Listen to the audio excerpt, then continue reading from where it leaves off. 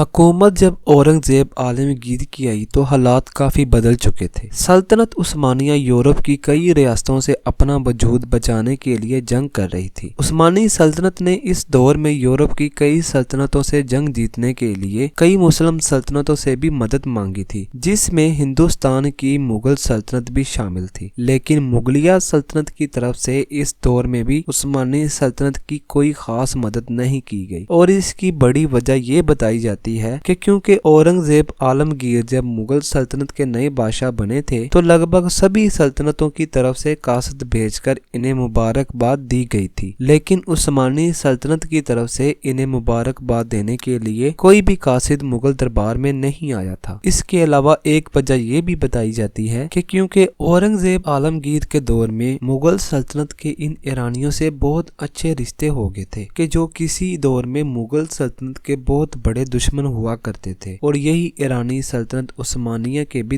ہمیشہ سے ہی دشمن رہے تھے، اور شاید یہی وجہ تھی کہ عثمانیوں سے نزدیکیاں بڑھا کر اورنگزیب عالمگیر ایرانیوں سے دشمنی مول لینا نہیں چاہتے تھے۔ اورنگزیب عالمگیر کے بعد تو ہم سب ہی جانتے ہیں کہ مغل سلطنت کی اونچائیوں کا سورج ڈوبنا شروع ہو گیا تھا، اور اس مغل سلطنت میں پیدا ہونے والے زیادہ تر شہزادوں نے پالیٹکس اور جنگوں سے زیادہ عیاشیوں میں دلچسپی لینا شروع کر دی تھی، جس کی وجہ سے یہ سلطنت 1857 میں پوری طرح سے ختم ہو گئی تھی۔ فی الحال آج کی اپنی اس ویڈیو کو ہم یہیں پر ختم کرتے ہیں، ملتے ہیں انشاءاللہ بہت جلد اپنی نیو ویڈیو کے ساتھ، تب تک ہمیں اجازت دیجیے، اللہ حافظ۔